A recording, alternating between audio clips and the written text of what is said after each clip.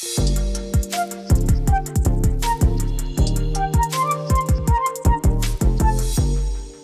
want to let you know that your gift really does make a difference in a life like this. Hi, I just want to let you guys know that you guys really changed my life around. I had anxiety, PTSD, and depression for 4 years. I was not able to get out of bed. I would maybe shower once every couple weeks. I was really bad. I started listening, and it seems like every song that came on, if I asked God for His prayers or to help me get better or to see me through this, every song that you guys played that came on had a special meaning to me, and you guys saved my life. I appreciate you guys so much. I really, really do. God bless you all. That's how God uses His radio. It absolutely amazes me every time I hear a story. And you know what? That's because of your faithfulness with your giving through these summer months. And you never know what somebody next to you is going through, whether that's in the car where you are in traffic right now, the house next door, what somebody is dealing with, and that God can use a station, can use a song, can use a message and say, I am here. I see you. I feel what you're going through. And I'm here if you'll just let me hold you. So thank you. Thank you from the bottom of our hearts for being so faithful during the summer with your giving. If you'd like to join the team as well and help share the hope of Jesus with others, you can always do that. Text the word GIVE right now. The word is GIVE to 800-447-7234. You're listening to Rob and Liz in the morning. His radio. I'm going to do my best. Okay, maybe I'm wrong. It's Rob and Liz in the morning, His radio. That was horrible. Thanks. Oh, I mean, just speaking the truth in love. At least I know what it is. Okay, see, that was the whole point. I know it's Jeopardy. I don't know if you watched it the other night, but Mayim, I'm always going to butcher her last name. Mayim Bialik. Thank you. Yeah. Mayim Bialik. So she was hosting it, and there was this question, and people are like screaming at their TVs, saying what the answer is, but no contestant knew the answer, period. Oh, my goodness. When you would think that the answer to this would have been so easy. So I'll tell you what it was, okay? I'm gonna say blank with the word this, in case you're not used to Jeopardy. So I don't know the category. Probably had something to do with the Bible, but here was the question. Matthew 6:9 says, Our Father, which art in heaven, this be thy name. You probably know the answer. You probably can fill in that blank. I'm going to say it again because I know you'll say it out loud. Our Father, which art in heaven, this be thy name. All three contestants could not punch the button and answer it correctly. I'm pushing my little button over here because I'm like, ding, ding, ding, ding. Yeah. Our Father, who art in heaven, fill in the blank. They couldn't figure it out. Fill in the blank. Oh, hallowed. Be thy name. Hallowed be thy name. Thy kingdom come. Thy will be done. I mean, on come earth on. as it is in heaven. Right. The Lord's Prayer, you would think. Now I know there's different versions. There's the NIV, there's the NLT, there's the SEV. It's all there. There's the King James, the New King James, all that. Amplified, yeah. But this, it was said in the King James Version, Our Father, which art in heaven, hallowed be thy name. Wow. And they could not. And it's hallowed be thy name. Yeah. I always say hallowed. I know you do. Yeah. So, say that. Just a quick correction. But that's it, and they couldn't answer it. And then everybody's like, I don't know if you're the armchair player that gets everything right in Jeopardy if you ever watch the TV show or not.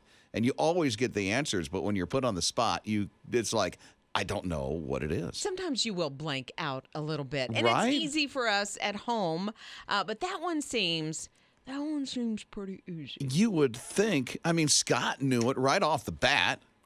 I'm like Liz. I'm over here trying to get my buzzer to turn on. Right? Wow. Hello. And nobody knew. Yeah. They know now. You're listening to Rob and Liz in the morning. His radio. I don't know what you have on your front lawn, but Michael has been called the Duck Man. It's Rob and Liz in the morning, His radio. Although Michael will be the first to tell you, no, I'm not the Duck Man. I inherited this gift from my dad. Mm-hmm. That's why I make these lawn ducks. Now, his dad used to make them as gifts for family and friends, but Michael went through a journey of cancer, and he's like a computer scientist. He's really super smart, and he decided, you know what I'm going to do now? I'm going to follow in my daddy's footsteps. I'm going to make these lawn ducks and then have it for a way to raise some support and awareness for cancer research. Yeah, because people obviously ask the question, man, why you got these ducks in your front lawn? And then I'm pretty sure Michael does kind of what my mom did when she had one of these ducks in her front porch, like dress them up for holidays. She put a bikini on hers at one point. What? So yeah, That's wild. Then somebody asks about these ducks, and Michael can say, well, I went through 70 rounds of radiation because he had cancer, like kidneys, hip, brain, this kind of thing.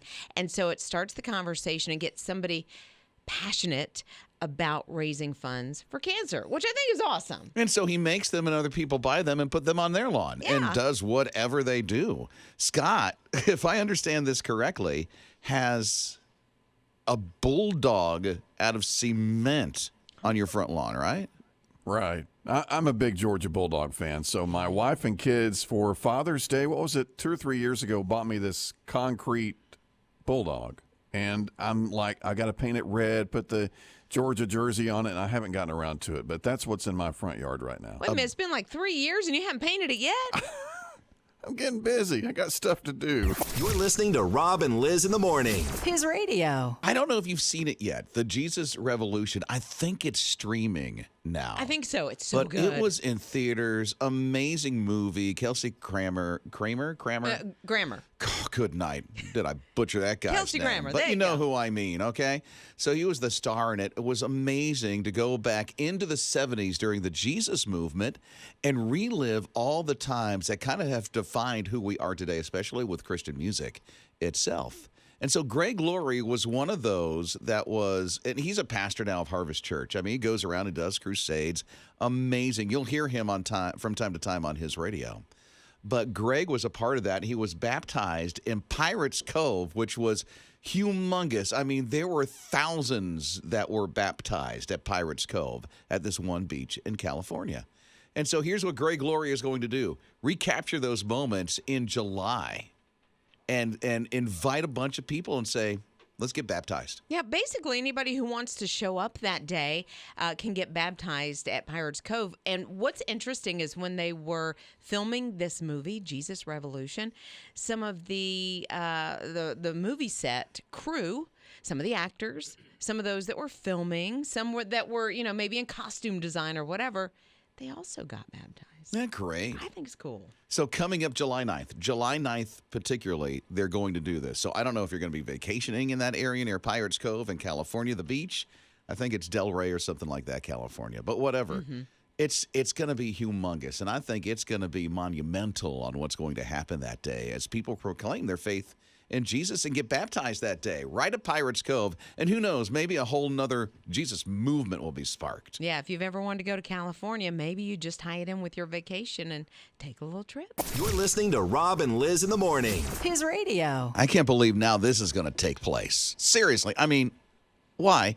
It's Rob and Liz in the morning, his radio. It's already kind of taking place in hospital rooms.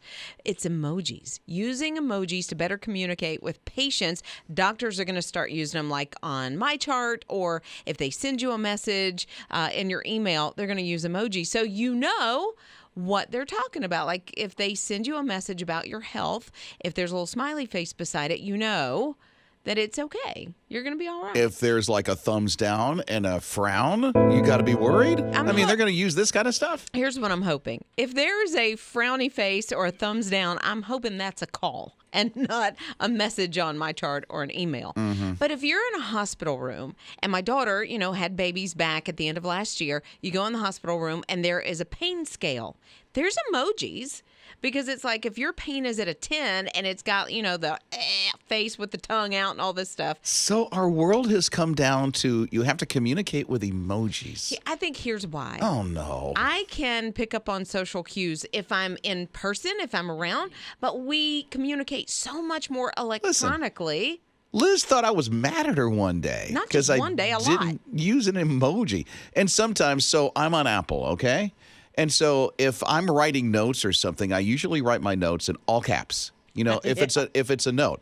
So if somebody texts me and I answer through my computer the text, it's automatically in all caps, and people think I'm shouting at them now. And if I don't use emojis, they think I'm really mad. I'm like, I'm not. I just answered. Okay, you have to look at morning show producer Ninja's face right now, because when Rob was talking about being in all caps, her face was like, like she thinks the same thing. Seriously, Ninja? For real? Yeah, I was like, I'm about to be called into a meeting.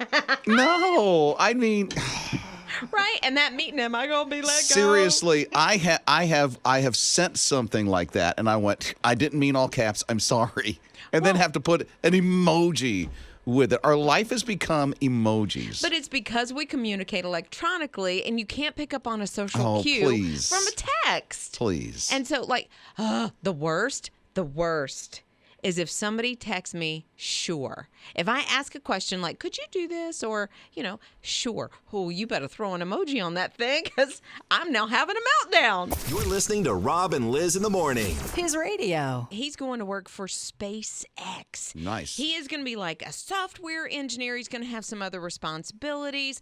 And to do that in your early 20s is great. Well, no, his mom is actually probably going to have to drop him off at work.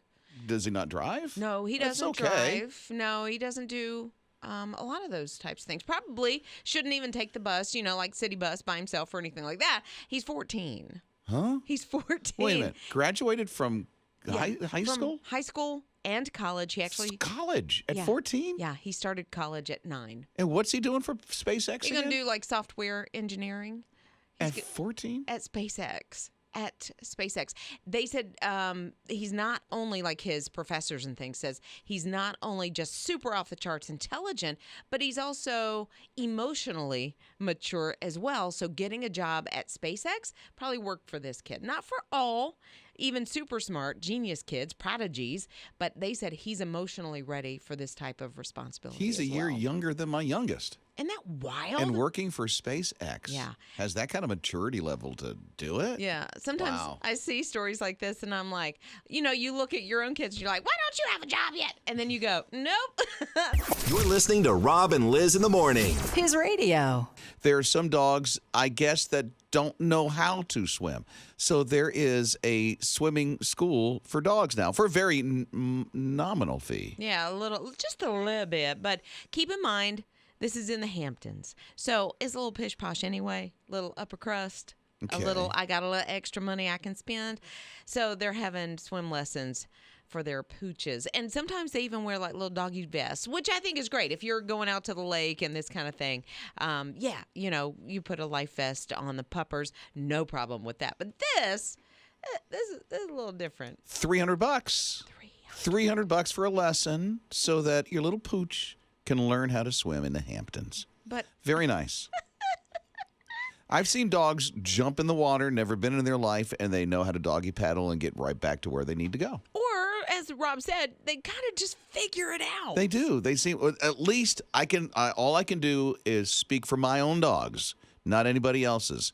But every one of my dogs, as soon as they hit water, they can doggy paddle and navigate. So I didn't see it happen, but over the weekend, my husband and I were kind of out of town, and the boys had some of their friends over, and they were swimming in the pool, and they said both dogs jumped in and were trying to save someone that jumped off the diving board, even though nobody was in trouble. They just didn't understand the whole diving board thing, and so when somebody jumped off of it, they kind of freaked out and got right in. So neither has ever really, I guess Charlie has swam before, but the puppy never swam before. But they're instant lifeguards. Rob and Liz. His morning crew. I don't know if Cheerios is a part of your morning routine, but something is about to change for a lot of people. It's Rob and Liz in the morning, his radio, and it is the maple syrup version of Cheerios. They are saying goodbye. I can't believe this. I can't believe this. Why would they get rid of it? Actually, I've never heard of it. I didn't know they had one. Oh, then you won't miss it. Liz will not miss it. I will tell you that Scott is like a cereal aficionado, and he loves Cheerios. I didn't know they had a maple flavor. Just don't mess with my honey nuts. Honey Nut Cheerio, that's my favorite. Yeah, you like the Honey Nut Cheerio. Is Yeah. that the go-to? Like, do you try any of the? Because they got a lot of flavors. Oh, I had no idea. They have like berry, vanilla Blue- spice. Yeah. They have Blueberry. Yes, they They do have a blueberry. pumpkin spice when the whole pumpkin spice thing starts Yeah. to happen next month. But just about. Lots of flavors of Cheerios. Way too many. But the maple one is out of there. I do apologize. If you still have some in your pantry, cherish it. Go through it slowly. Eat one at a time daily, and then you'll still have your maple. One at a time daily. That's it. That's Okay. all you can do. Rob and Liz. His morning crew. I feel like I've stepped into a children's book somehow. Oh, that's very nice. Yeah, Billy, I'm go happy for you. Okay. You know That's what? great. If I could step into some of them. She stepped into a children's book. I don't know if you've ever heard of a troll apartment, but there's one that exists. No idea what this is. It's a troll apartment. It's on a bridge, in the middle of a bridge in L.A. Why? Is there a troll that lives there? That's what I'm trying to I have figure no out. idea. Oh, is that the whole troll under the bridge thing you just Yes, noticed? the Billy Goat Gruff. It sounds like a children's story because there's a troll. There's under a bridge. I have no idea what you're talking about. Okay. I've never heard this nursery rhyme. It's or awesome. whatever you call it. Yeah, well, it's not a nursery rhyme. It's children's story. It's a children's story. 3 Billy Goats Gruff. No? Okay. Okay. Troll under the bridge. Anyway, so this is a 1-bedroom, bathroom apartment in the middle of a bridge, and they call it a troll apartment. It was built back in 2005, and the guy's like, yeah, it's going to be a unique getaway. Never used it. It became storage. And so it sat empty except for stuff inside it for all this time. Finally selling it, it's like $250,000. It's $250,000. For what? For a 1-bedroom apartment in the middle of a bridge. Oh, by the way, there's some mold, and you'll have to do some upgrades, but it's yours if you'd like it. It's yours, and it's called a troll apartment. Where do you live? A troll apartment. Oh, why? No. On top of a bridge. Oh, it's got a nice little patio on the roof. Okay, well, That'll would be be nice. nice because you then have Nice a water and view. scenic. Yeah, Look, perfect. He's got to write his Zillow or his real estate description a little better and say it's a water view. Don't call it a troll apartment. Yeah, it's scary. A little bit. So, yeah, we just got to do some management of his description. Rob and Liz. His morning crew. There's a place in the Hamptons you can get swim lessons for your dog. $300. Crazy. Rob and Liz in the morning, his radio. $300 for swimming lessons. Your doggy. Sparky had a dog, I think, that swam all the time. Sparky's with us at 800-447-7234 on his radio. When I was a kid, my brother had a dog, a boxer named Stubby. We go to Sullivan's Island, and Stubby would chase the birds out in the ocean, and she would spend, I don't know, hours out in the ocean, and then she'd come back and pass out on the beach. That tires you out, a dog out in the ocean swimming that long. This dog loved the beach. We've had several dogs since then, and they like the beach too, but they didn't swim like Stubby did. Very curious about the name. How did Stubby get Stubby for a name? Well, Hold on a second. What in the world just happened to my voice? I'm sorry. Yeah, we recorded that just moments ago. But what? What was that? Was there a helium balloon What? around? Wait, hold on. I'm sorry. I have to address that. What happened there? I mean, this is me. Very curious about the name. How did Stubby get Stubby for a name? I'm sorry, Sparky. I'm sorry. He's got a great story, but what was that? I don't know. Who? Why? I mean, Scott, did you do something? What happened? That's my I'm voice. dying over here. I'm dying. What in the Hold on. world? Wait a minute. I'm very curious. What in the world? But the more I hear it, the more I like it. Play it I again. don't know. I didn't hear even it sound again. like a teenager. Very curious about the name. How did Stubby get Stubby for a name? Come on. You know that's Rob before the voice change. What in the world? That's 14 No, I came out of the Rob. womb sounding like this. I didn't never sound like that. Mom. Yeah. Hello there. Times have changed. I am telling you, you know.